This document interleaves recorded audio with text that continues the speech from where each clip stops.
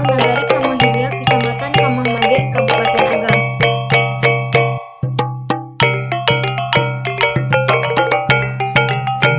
Di mana upacara tradisional di Kamanghilia itu terdiri dari yang pertama, kelahiran, yang kedua, perkawinan atau pernikahan, yang ketiga, permainan tradisional, yang empat, kematian. Yang pertama yaitu tradisi menyambut kelahiran bayi.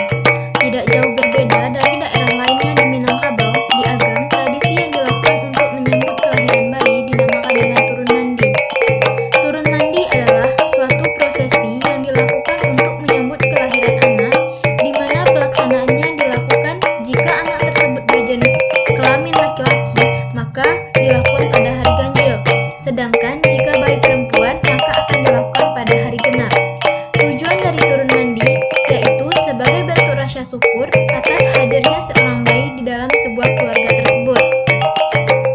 Upacara turun mandi dilakukan di sungai atau disebut juga dengan batang agam. Bayi tersebut tidak dibawa oleh orang tuanya, melainkan dibawa oleh keluarga dari pihak bapak yang masih remaja.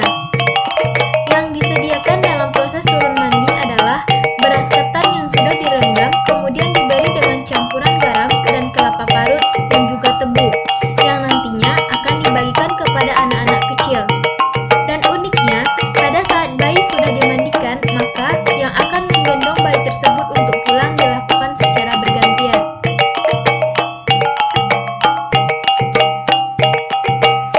Prosesi adat turun mandi yang pertama dilakukan yaitu dengan membawa bayi yang akan dimandikan ke sungai atau batang agam. Kemudian, bayi baru dimandikan dengan tradisi yang ada. Setelah bayi dimandikan, beras ketan dan tebu yang sudah disiapkan akan dibagikan kepada anak-anak kecil. Kemudian, bayi tersebut akan dibawa pulang dan digendong secara bergantian oleh keponakan ayahnya.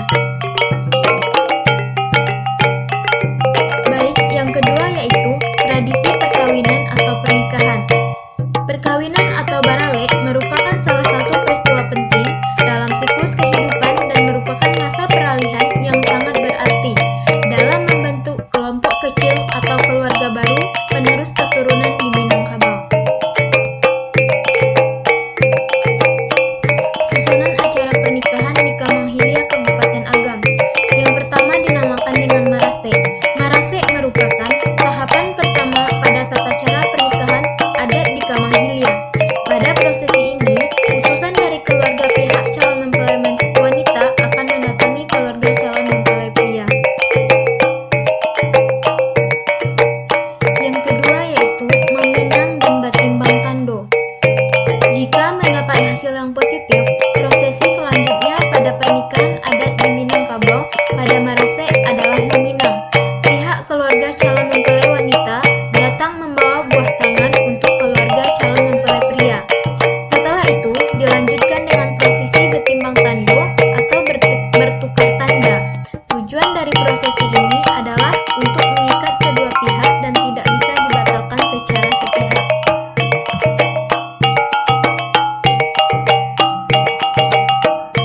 Yang ketiga yaitu mahanta siri.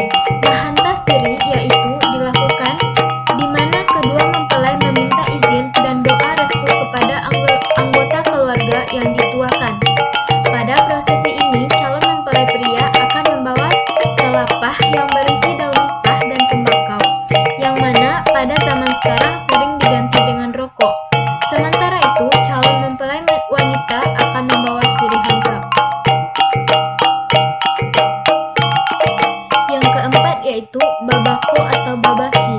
Pada prosesi ini, pihak keluarga dari ayah calon mempelai wanita yang disebut dengan baku menunjukkan kasih sayangnya terhadap calon mempelai wanita dengan memberikan bantuan biaya sesuai dengan kemampuannya. Para keluarga datang membawa hantaran yang berupa sirih lengkap sebagai hantaran kepala adat, nasi kuning singgang ayam sebagai simbol dari makanan adat, dan barang-barang yang diperlukan calon mempelai wanita seperti pakaian, perhiasan, makanan, dan lain sebagainya. Yang kelima yaitu malam bainai. Malam bainai dilakukan semalam sebelum hari pernikahan. Bainai berarti melekatkan tumbuhan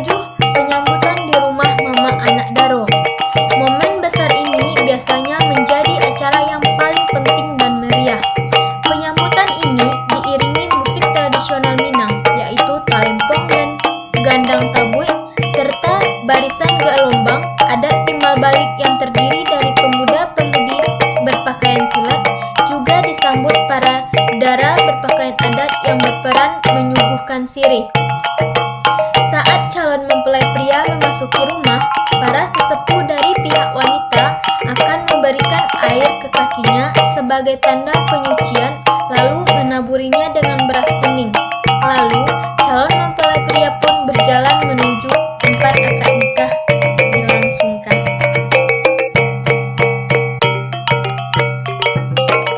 Selanjutnya yaitu yang ke-8, akad nikah.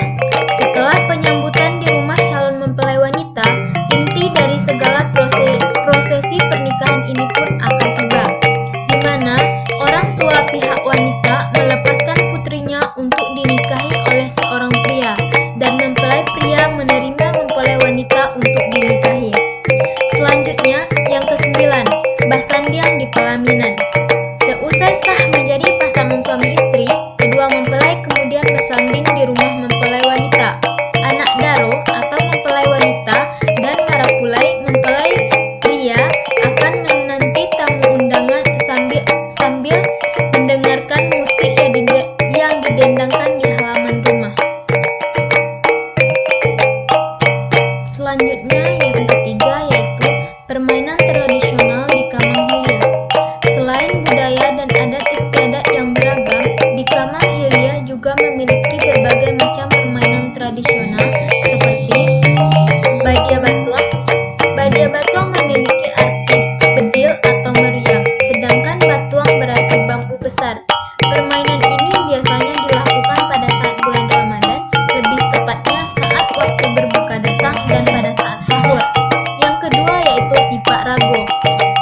Disebut juga dengan sipak raga, biasanya dilakukan oleh kaum laki-laki.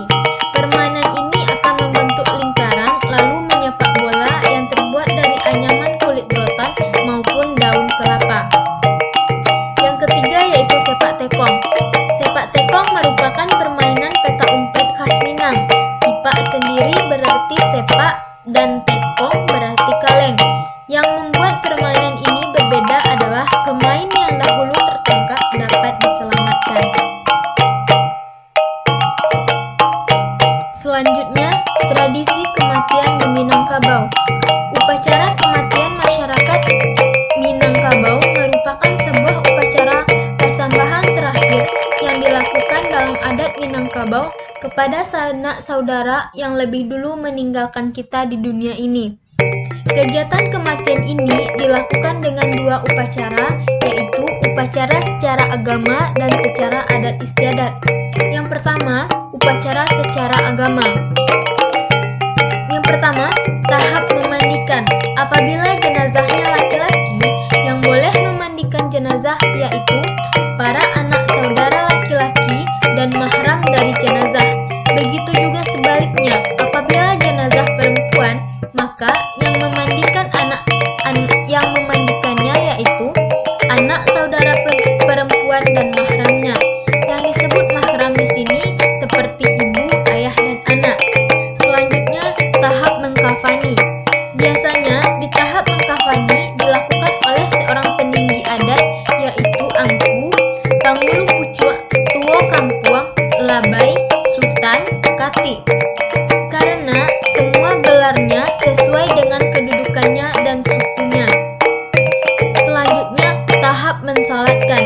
Tahap ini bisa semua orang yang beragama Islam bisa menyalatkan jenazah yang mengimami anak laki-laki yang tertua. Kalau tidak ada anak laki-laki, biasanya yang mengimami ustadz.